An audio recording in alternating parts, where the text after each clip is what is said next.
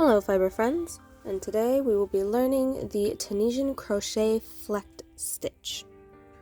Now, much like any fiber arts, what we're going to do is we're going to start with a slip knot where you take your yarn, flip it over itself, and right where it overlaps and creates that little X, you're going to hold that in place so that you can take your thumb and index finger behind the loop that has been created, pinch onto the working yarn. It should be attached to your big ball of yarn, and pull it through and tighten, and that would be our slip knot.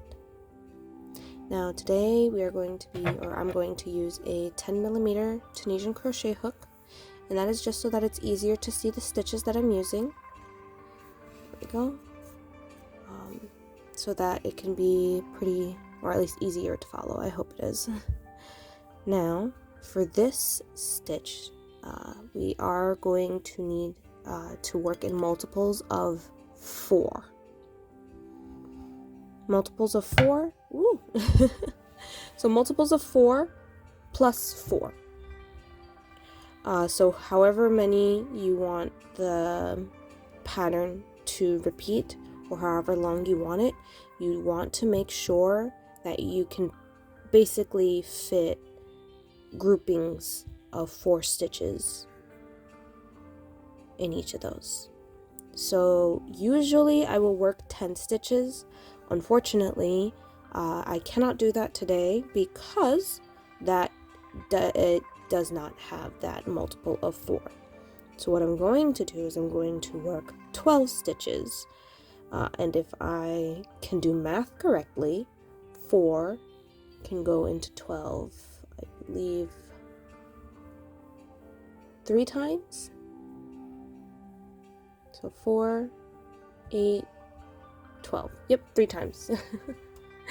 Can you tell I'm not that great at math? So today we will be working 12 stitches instead of our usual 10. And what we're going to do now is we're going to do 12 chains. Make 12 chains. And the way you make a chain is you take your working yarn right here, the one attached to your big ball of yarn, pull it with the crook of your hook through the loop that you made with your slip knot, and that it was your first chain. That's your first little loop, that's your first chain. Now I'm going to show that again. You will grab that working yarn with the crook of your hook and pull it through the loop, and that is your second chain. And we're going to repeat this until we have 12 chains.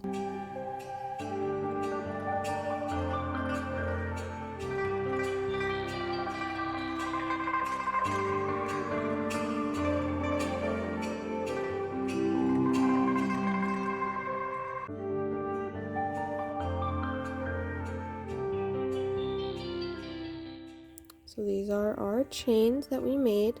Now what we're going to do is we are going to flip this over onto its other side to expose all these little back bumps. And that is what we're going to work into. Now I like to work with the tip of my hook versus this little bit of my hook to work into those chains. It's just so much easier to work with the tip of your hook. What we're going to do is we're not going to work this first bump directly coming off of this loop on our hook. We're going to work into that second bump right after. And we're going to push the tip of our hook through that bump, push it all the way through, take your working yarn and yarn over, and with the crook of your hook, you can pull it through that little bump there. I'm going to show that again with the next bump over. So right in the next bump, with the tip of our hook, insert into that bump, right there, push it through, yarn over, and then pull it through that little loop. We're going to repeat that all the way down to the end.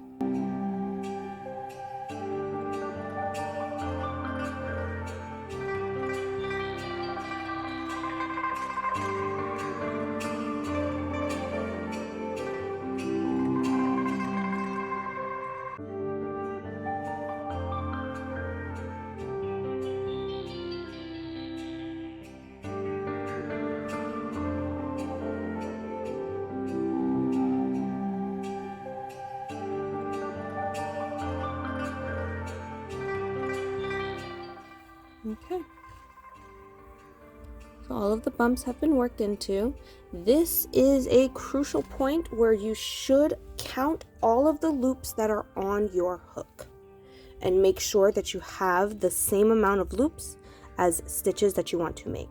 Now I want to have 12 stitches, so there should be 12 loops on my hook. That's 1, 2, 3, 4, 5, 6, 7, 8, 9, 10, 11, 12. Great. I have 12 loops on my hook, and that will equate to 12 stitches once we start working. Now, what we're going to do is what we consider our back pass, which will be kind of repeated throughout the whole entire process of this pattern. The back pass will always remain the same. So what we're going to do is we're going to take our working yarn with the crook of our hook, pull it through one loop. Okay. Then we're going to grab that yarn with the crook of our hook again, the working yarn, pull it through 2 loops right after, and then we're going to continue pulling through 2 loops at a time until you only have 1 loop. Actually, no, we're going to continue pulling through 2 loops at a time until the end.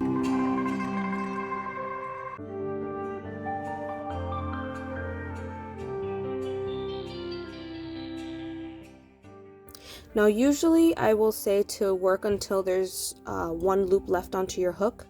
I am going to do something that is completely optional. If you want to have to work with 2 different colors in a project, this is how you're going to do it. But if you don't want to, then you just continue doing everything the same exact way except for switching the color. You can always work just 1 color. Today though, I will be working with 2 colors. This is my second color right here. Now for switching colors, you are going to leave a very good tail, but you always wait until you have only 2 loops left on your hook, and you, instead of pulling the working yarn of the color you were working in, you take your secondary color and you pull it through those last 2 loops. Just like that. Now again, if you don't want to color change, then just continue to work in that same color. You don't need to color change, but if you do, this is how you do it. Now, this is how it's going to look so far. This is our foundation chain. The foundation chain is worked fairly simply and is usually the same for most projects, again, unless you want a color change where you take the last 2 loops and, change the colors. You do want to leave a fairly long tail just so that when you're weaving in later, you can weave that in very sturdily. The longer the tail is, the more room you have to work with in order to weave that in later. So yeah, this is worked in Tunisian slip stitches and Tunisian simple stitches. What we're going to do, because again this is worked in multiples of 4, for every or most Tunisian crochet, this first loop right here does count as our first stitch, and so what we're going to do is we're going to skip that first loop because this loop is our first stitch, and we're going to go into our next stitch. We're going to work a Tunisian simple stitch into that stitch. This loop right here, right next to it. Now the bar that's closest to us, we're going to insert our hook into that bar, yarn over, and pull through that loop. And that will be your first Tunisian simple stitch. The next stitch will be our Tunisian crochet slip stitch. And basically what you're going to be doing is you will find that next loop right there, insert your hook into that loop, and just keep going. You don't pull through, you don't do anything, you just leave that loop onto your hook. Just leave it on there.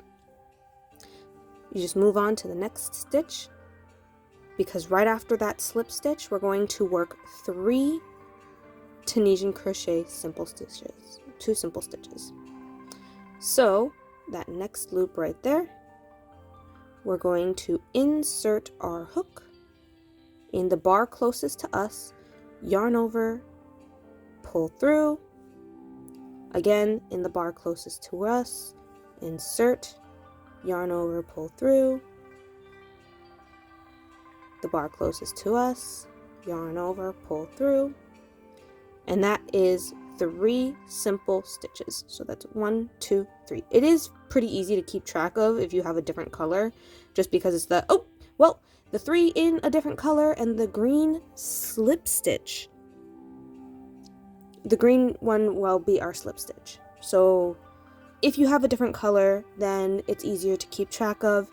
If you do not have a different color, then just make sure that it's 1, 2, 3, and then the extra long one is the slip stitch.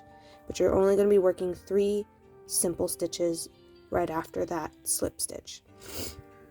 So right after that 3 simple stitches, you're going to work another slip stitch. Basically in the bar closest to us, insert your hook.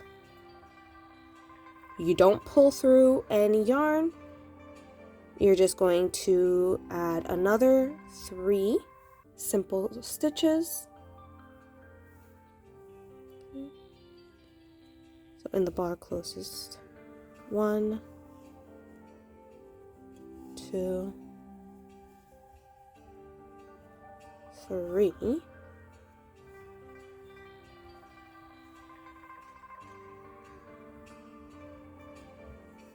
There we go.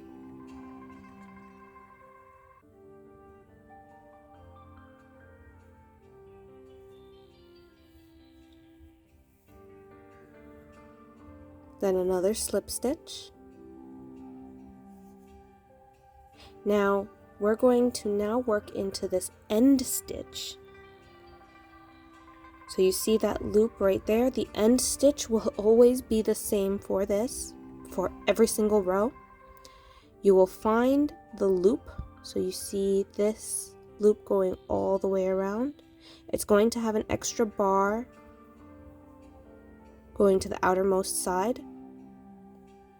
That's going to stay on the outermost side. And what you're going to do is you're going to insert your hook right into that hook right there, yarn over and pull through. This should be how it looks so far.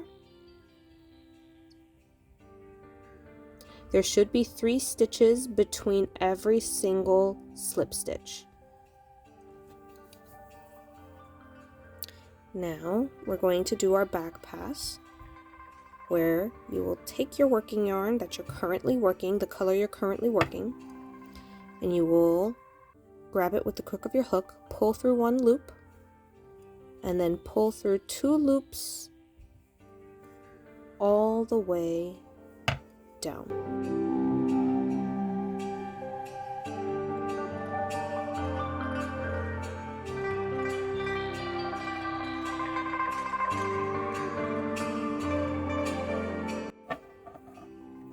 Okay. So for those of you who are working in switching colors, this is where you will switch your color. If you are not working with switched colors, then you can completely disregard this and then work through until you have that 1 loop on your hook. But if you are switching colors, you take your first color, because we did not cut that off, bring it up right here, and you're going to pull that yarn through the last 2 loops. And that is how you switch your color.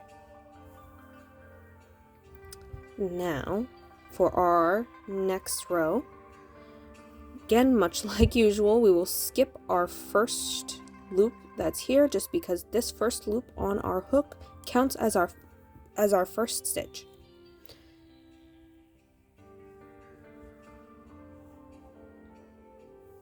So what we are going to do is this first stitch in the loop that's the closest to us, we're going to work a simple stitch. So you will insert your hook into that bar closest to you, yarn over, pull through. Now this one obviously was a slip stitch before. We're going to do a simple stitch. So you insert into that bar closest to you, yarn over and pull up. Now the next stitch, in the bar closest to you, insert your hook, yarn over and pull through. We have now worked 3 stitches. Now for this next one, we are going to work a slip stitch where we will just insert our hook in the bar closest to us. No yarn overs, no pull throughs, just leave that right on the hook. Move on to the next stitch. Insert your hook into the bar closest to you, yarn over and pull through. If you want something to think about in terms of working, because in between is 3 stitches between each slip stitch from that first row into the second one, we will be working a slip stitch in the middle of those 3. So you can see here, this is our end stitch, which technically doesn't necessarily count. So it's 1, 2, 3, slip. 1, we're going to be working this in a simple stitch too. So 2, 3, slip. So in these, it'll be brackets of 3 stitches in between. The one in the middle will be a slip stitch.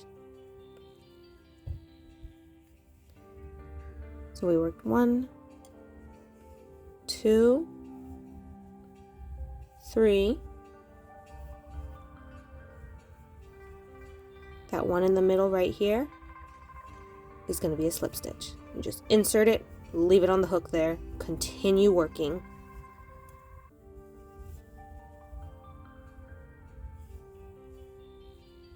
Okay. Now on our end stitch, it's going to be the same for every single row. You will find that loop, and you can see it right here, and that extra yarn bar at the end. You're going to work in the middle of that loop, insert all the way through, yarn over, and pull through. This is how it looks so far. And we're going to pull our yarn through 1 loop, and then pull it through 2 loops at a time, all the way until the end.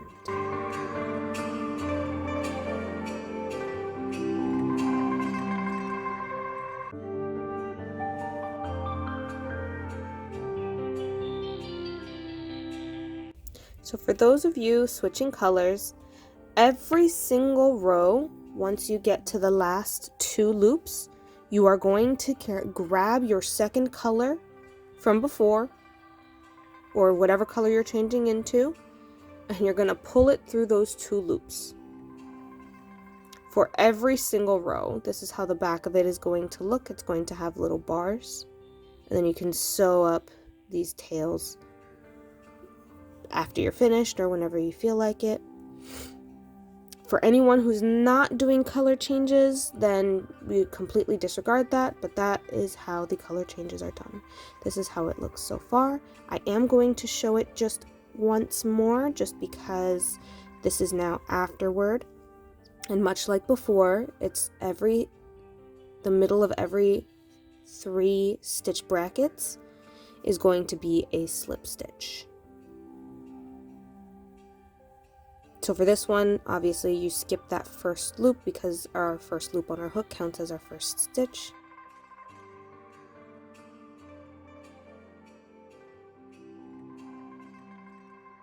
So working our simple stitch for that one, this is the middle one, so this will be our slip stitch, and then 3 simple stitches.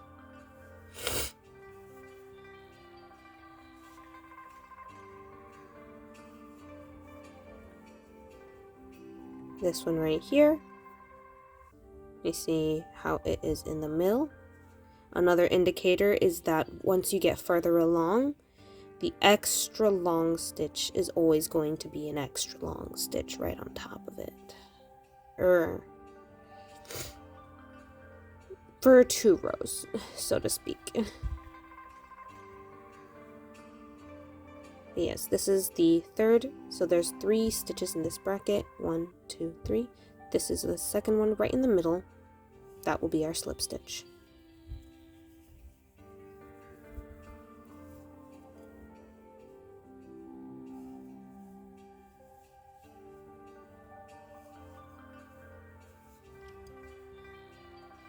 Okay, and then our end stitch, which is worked just like usual, you insert it into that loop with 2 of the bars on the outermost side. This is how it looks so far. I am going to work more of this off camera just so that you can see a bigger sample of this stitch. Ba-da-da-da. So this is the Tunisian Crochet Flecked stitch. You can see so much more of the pattern now. You can also see the repeat of 3 in each kind of color and how it kind of has a little line on each one. This is a gorgeous pattern. It is very dense. It doesn't have very much drape. You could see it has a slight curl that it wants to develop. So it is usually suggested to use a larger hook size than is traditionally needed, just so that you can actually have like a little more drape to it. You can use a larger hook if you want it to be even more drapey, if you want to have it for like an actual garment piece. However, usually with dense stitches like this is very good for like upholstery and household items, so like pillows, wall hangs, bags are also a good option because it is dense, so that it has just a little bit of stretch but not too much stretch, and that way it'll hold items a lot better, like as a sturdy bag, so much better. But yes, it is a gorgeous stitch. You can do any color combination you want. You can also do no color combinations if you don't want. It's completely up to you. It is a gorgeous stitch regardless, and I do implore everyone to give this a shot because it is really easy. I would say it's very beginner friendly. Yeah, I hope this helps. I hope you're able to use this stitch in some beautiful crafts. All right, happy crafting!